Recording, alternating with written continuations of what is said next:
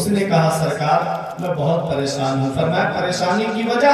کہا حضور پریشانی کی وجہ یہ ہے کہ میری جوان بیٹی تھی، اس کا نام فاطمہ تھا، مکان کی چھت پر گئی، اچانک سے چھت سے غائب ہو گئی۔ سرکار میرے مکان کی چھت پر دیوار اتنی اونچی ہے کہ بیٹی میری دیوار کود کے بھی کہیں نہیں جا سکتی، اور میرے آقا گھر میں اترنے کے لیے ایک ہی زینہ ہے، میری بیٹی زینے سے نیچے بھی نہیں آئی ہے، پتہ نہیں میری بیٹی کہاں چلی گئی۔ اب یہ وہ دور ہے میرے عزیزوں، بڑا پاکیزہ دور ہے غوث اعظم کا۔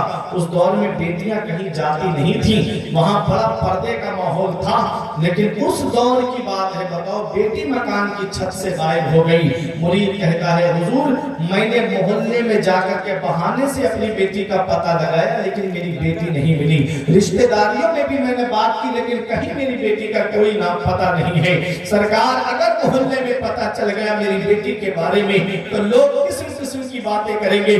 سرکار میں تو منہ دکھانے کے لائق نہیں رہوں گا، میرے پیر آپ میرے اوپر کرم کریے۔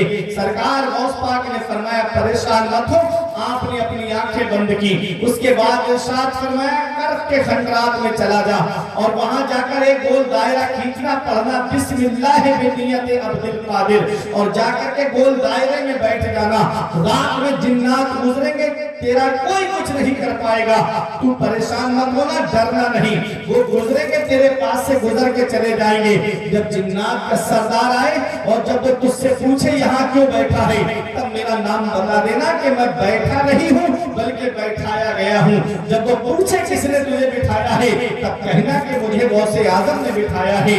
مرید تھا چلا گیا اور جا کر کے کرف کے خنجرات میں رات کے اندھیرے میں بیٹھ گیا، گول دائرہ کھینچا، پڑھا بسم اللہ بنیت عبد القادر، اور گول دائرے میں بیٹھ گیا۔ جنات گزر رہے تھے رات میں، یہ دیکھ رہا ہے لیکن اس سے کسی نے کچھ نہیں کہا۔ جب جنات کا سردار آیا پورے لشکر کے ساتھ میں اپنی سواری پہ سوار ہو کر کے، اس نے کہا او انسان یہاں کیوں بیٹھا ہے؟ تجھے پتہ نہیں یہ جنوں کے گزرنے کی جگہ ہے، تجھے پتہ نہیں کہ یہ جنوں کے نکلنے کا راستہ ہے، تو یہاں راستے میں کیوں بیٹھا ہے؟ اس نے کہا میں بیٹھا نہیں ہوں بلکہ بیٹھایا گیا ہوں۔ کہا کس نے تجھے بٹھایا ہے؟ کہا مجھے بٹھانے والے قطب ربانی ہیں، محبوب سبحانی ہیں، پیر لسانی ہیں، شہباز لامکانی ہیں، قطب ربانی ہیں، حضور سیدنا شیخ محی الدین عبد القادر جیلانی غوث اعظم ہے۔ غوث اعظم کا نام سننا تھا، فوراً سواری سے نیچے اترا، گھٹنوں کے بل بیٹھا اور اس کے بعد کہتا ہے بتاؤ میرے آقا نے کیا حکم دیا ہے، بتاؤ میرے آقا کا کیا حکم ہے؟ تو غوث اعظم کے مرید نے کہا میری بیٹی مکان کی چھت سے غائب ہو گئی ہے، پتہ لگاؤ کہ میری بیٹی کہاں ہے۔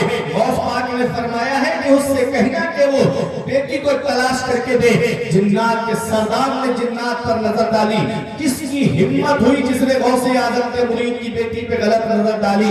جنات سہیں گے؟ بولے ہماری ہمت نہیں کہ ہم غوث اعظم کے مرید کی بیٹی پہ غلط نظر ڈالیں۔ کہا جاؤ تلاش کرو، اندھوں کے اندر جا کر کے دیکھو، پہاڑوں کی کوہ میں جا کر کے دیکھو، جاؤ اور جا کر کے تلاش کرو۔ جنات تلاش کرنے کے لیے گئے، ایک ملک چین کا جن پکڑ کر کے لائے اور لا کر کے جنات کے سردار کے سامنے کھڑا کر دیا۔ کہاں کہ یہ لے کر کے گیا ہے۔ جنات کے سردار نے اس سے پوچھا یہ بتا تیری ہمت کیسے ہوئی، تو نے غوث اعظم کے مرید کی بیٹی پہ غلط نظر ڈالی؟ اس نے کہا کہ جب یہ مکان کی چھت پر چڑھی تھی، جب یہ آئی تھی، اس کے سر پہ دوپٹہ نہیں تھا، اس کے سر پہ چادر نہیں تھی، یہ پردہ کیے ہوئے نہیں تھی، اس لیے میں اس کو یہاں سے اٹھا کر کے لے گیا۔ اللہ اکبر، ذرا سوچو، ذرا دل پہ ہاتھ رکھے، آج ہم مزاروں پہ جا کر دیکھتے ہیں کتنی بہن بیٹیاں ہماری جو ہیں آپ کو مزاروں پہ ملیں گی کہ چھوچھا شریف میں جا کر کے آپ دیکھیے، دیوا شریف میں آپ جا کر کے دیکھیے، بہرائش شریف میں آپ جا کر کے دیکھیے، چھوٹے بڑے سرکار میں آپ جا کر کے دیکھیے، آپ کو کتنی بہن بیٹیاں وہاں پر درگاہوں پر آپ کو ملیں گی۔ کسی پر آسیبی خلل ہے، کسی کے اوپر بھوت کا اثر ہے، معاذ اللہ یہ حالات کہاں سے ہمارے معاشرے میں آئے؟ تو سنو اللہ رب العزت نے قرآن میں کیا فرمایا ہے، یا معشر الجن قد استکثرتم من الانس، اے جنات کے گروہ تم انسانوں سے زیادہ ہو۔ جنات انسان سے زیادہ ہے، جنات کی تعداد انسانوں سے زیادہ ہے۔ کس گھر میں جن ہو کوئی نہیں جانتا، کس گلی میں جن ہو کوئی نہیں جانتا، کس محلے میں جن ہو کوئی نہیں جانتا، کس راستے پہ جن ہو کوئی نہیں جانتا۔ آج آج جو ہمارے گھر کی بہن بیٹیاں بیاہ شادی کے موقع پہ بے پردگی کا بازار دیکھیں گے آپ، بے پردگی کا بازار لگا ہوا ہے۔ اللہ اکبر، بیاہ شادیوں میں جا کر کے دیکھو آدمی کی سر شرم کی وجہ سے سر جھک جاتا ہے۔